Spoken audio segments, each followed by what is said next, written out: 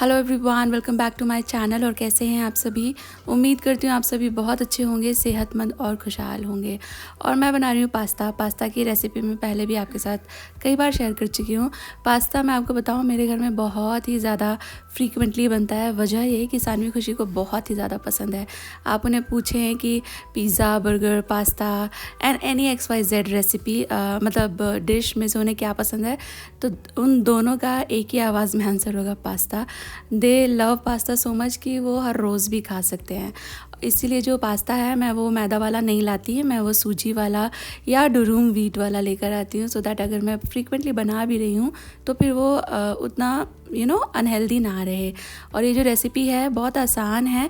और ये पास्ता मैं बिना बॉईल किए बनाती हूँ। बॉईल करके भी बनाते हैं बहुत लोग पास्ता, लेकिन एज आई सेड ये मेरी गो टू रेसिपी है ना। एकदम ही फटाफट लेस इंग्रेडिएंट में ये बन जाती है और इतनी अमेजिंग बनती है। मैं आपको छोटा सा अगर एग्जांपल दूँ, हम लोगों ने पास्ता एक बार खाया था पिज़्ज़ा हट से और सानवी खुशी को नहीं अच्छा लगा। दे सेड मम्मा जो आप घर में बनाती हो ना वो हमको भी सिखाना, because we would love to have that pasta all the time. तो ये रेसिपी बहुत आसान है। मेरा पास्ता का रेसिपी इज़ वेरी इजी। आप चाहें तो ट्राई दे सकते हो, फटाफट बन जाता है और अच्छा भी बहुत लगता है। Look at this, I am not saying this is perfect pasta recipe. इसमें अभी चीज़ जाना चाहिए और भी बहुत सारी चीज़ें जानी चाहिए थी, लेकिन ये मेरे घर में पसंद किया जाता है, जल्दी से बन जाता है और इसमें बस उतने ही इंग्रेडिएंट जाते हैं जितने मेरे फ्रिज में हमेशा मौजूद रहते हैं। तो पास्ता हो गया तैयार और मैं दही जमाने लग रही हूँ। बहुत लोगों के इस कर्ड मेकर को लेकर सवाल थे, तो आज मैं आपके सारे ही सवालों के जवाब भी दे देती हूँ। फ़िलहाल मैं दही जमा लेती हूँ। मैंने जो कर्ड मेकर के अंदर ये बर्तन था ना, ये धुला हुआ ही था, एक बार फिर से रिंस कर लिया है। दूध मैंने गरम कर लिया है और बस इसके अंदर मैंने जामन निकाल के रखा हुआ था बाहरी प्लेटफॉर्म पे, जो कि रूम टेम्परेचर है। थोड़ा जामन डालूंगी, दूध डालूंगी और इसके बाद ये जो पतीला है ना, ये कर्ड मेकर के साथ ही आया था, तो ये उसके अंदर अच्छी तरह से फिक्स हो जाता है। अच्छी तरह सारी चीज़ें मिक्स करने के बाद ये जो पतीला है इसको मैं लिड लगा दूँगी, लिड भी साथ में ही आई थी, और बस इसको सेट होने के लिए रख दूँगी कर्ड मेकर के अंदर। और कर्ड मेकर में मैक्सिमम 5 आवर्स, डिपेंड करता है आपने कितना दूध लिया है दही जमाने के लिए। 4 से 5 घंटे में अच्छा दही जम जाता है। बस रख दिया है मैंने इसको, अभी अच्छी तरह ढक्कन लगा दूँगी and then I will switch it on और ये कर्ड अपने आप सेट हो जाएगी।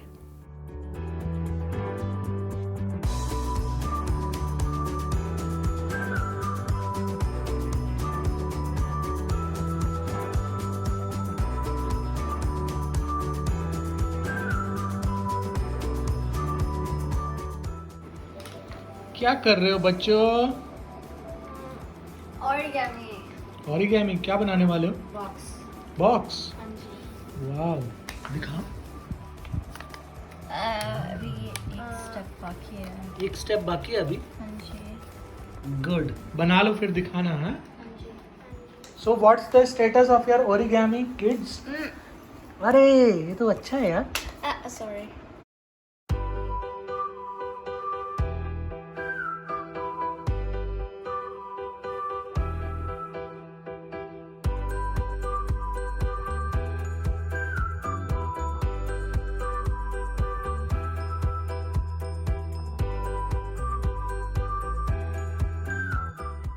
और मैंने बहुत पहले एक कर्ड मेकर ख़रीदा था और मैंने बोला था कि मैं आपको उसके बारे में बताऊंगी, बट कभी मुझे फिर याद ही नहीं रहा।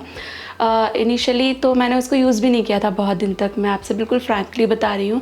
तो इस वजह से मैंने ऐसा बोला था कि मैं आपको यूज़ करके बताऊंगी और यूज़ ही नहीं किया, तो वो समहाउ मेरे दिमाग से स्लिप हो गया। बट देन बाद में मैंने उसको यूज़ करना शुरू कर दिया, बट मुझे याद नहीं रहा आपको दिखाने के लिए। तो आज मैंने ये कर्ड मेकर में आपके सामने दही जमाने रखा था और दही जमाने का प्रोसेस एकदम ही सिंपल है। ये कोई बहुत ज़्यादा हाई फाई मशीन नहीं है, मैं पहले ही आपको बता दूँ। जैसा वो एग बॉयलर होता है ना, आपने देखा होगा मेरा पिंक कलर का एग बॉयलर है, तो एक तरह का हीटर है ये, बस उसी तरह काम करता है एकदम एग बॉयलर की तरह। तो बहुत ज़्यादा हाई फाई मशीन नहीं है, आपको खुद ही ध्यान रखना पड़ेगा चीज़ों का। कर्ड बनाने के जो रूल्स होते हैं वो आपको खुद ही टिप्स एंड ट्रिक्स फॉलो करने पड़ेंगे। बट इसका फ़ायदा बस इतना है कि अगर ठंडा है आपका घर या ठंडी का मौसम है या आप ऐसी जगह रहते हो जहाँ ज़्यादा ठंड रहती है, और कोई कोई घरों में तो किचन काफ़ी ठंडी रहती है, जैसे मेरी मॉम इन लॉ का घर है ना, वहाँ समर्स में भी उनका घर ठंडा रहता है क्योंकि डुप्लेक्स है उनका, तो ठंडा रहता है और किचन काफ़ी अंदर है, तो उस वजह से किचन काफ़ी ठंडी रहती है।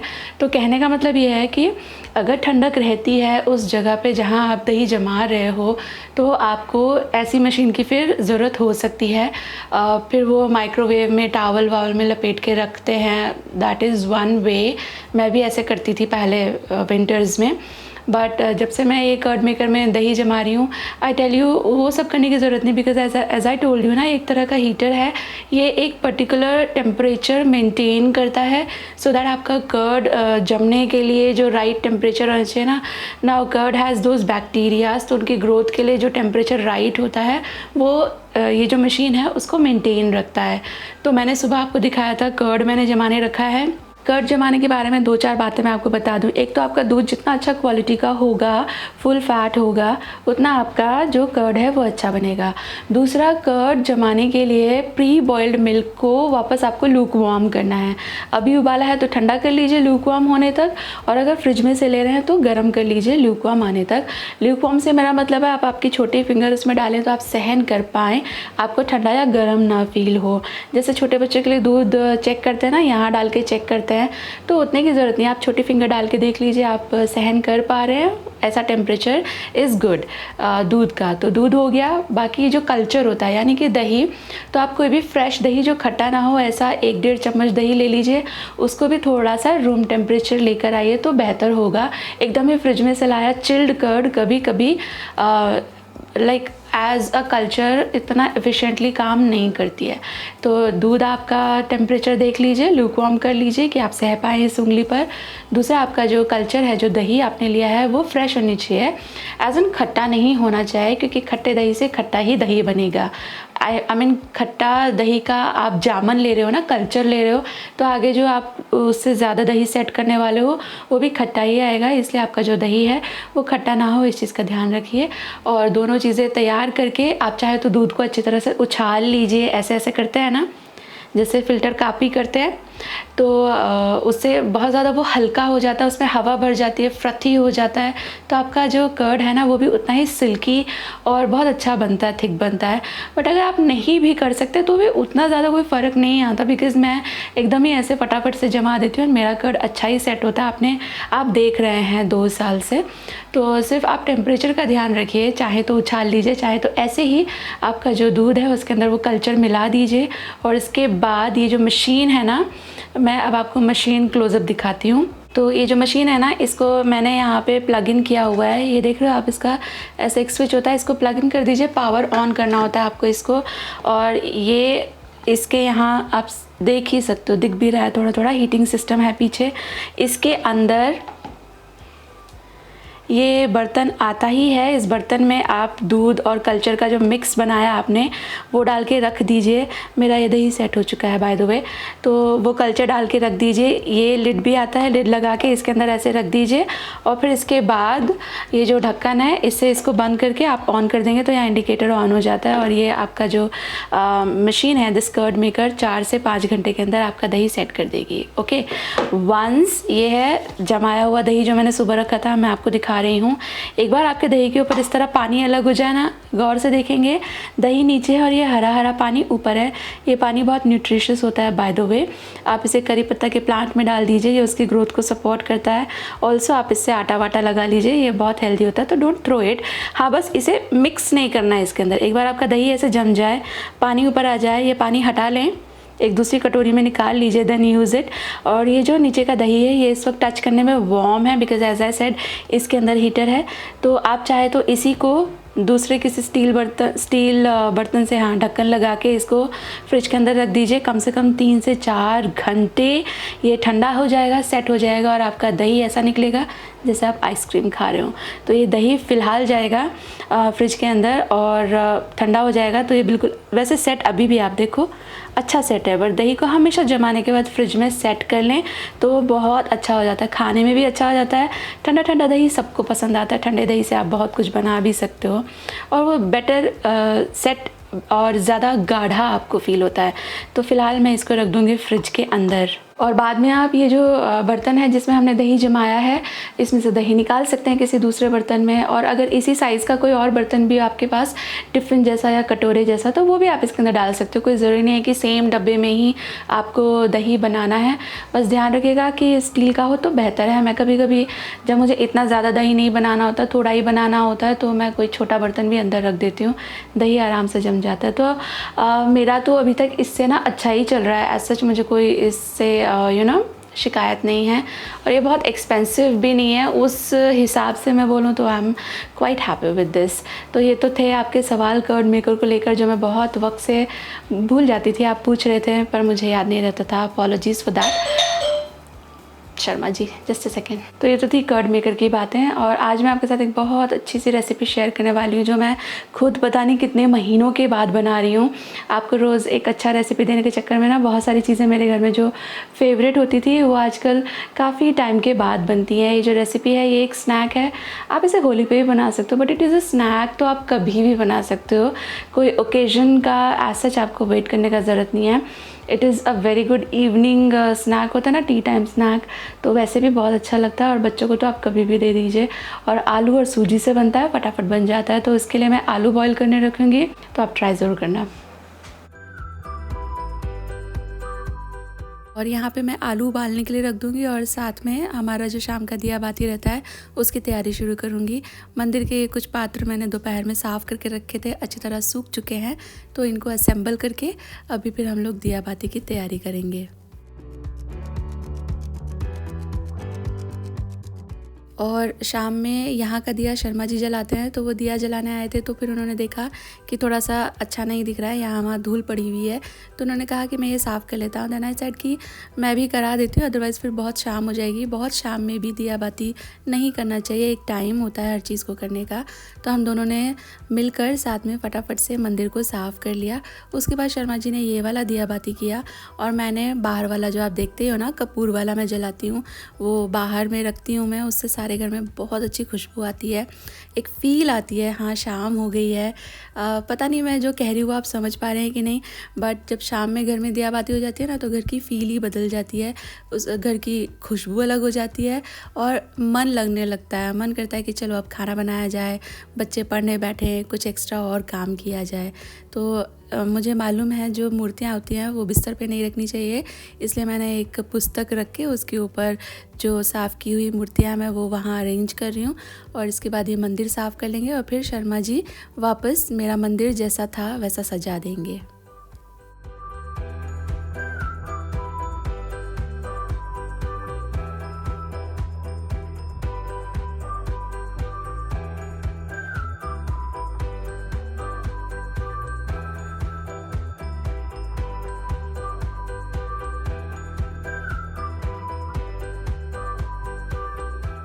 और जो ये आलू थे ये उबल चुके थे, ठंडे हो गए हैं, छिलका मैंने हटा लिया था। एक बार ये अच्छी तरह से ठंडे हो जाएंगे तो इसको मैश करना है। आप चाहे तो कद्दूकस भी कर लीजिए, पर्पस ये है कि इसमें ना लम्प्स नहीं रहने चाहिए, इसलिए मैं इसको जो पोटैटो मैशर है उससे मैश कर रही हूँ। बिल्कुल ही स्मूथ, एकदम पेस्ट जैसा, क्या मतलब इसमें कोई भी आलू का टुकड़ा नहीं होना चाहिए, पूरा पूरा आलू मैश कर लीजिए। इस तरह से आप ये पोटैटोज़ जो है वो रेडी करके रख लीजिए।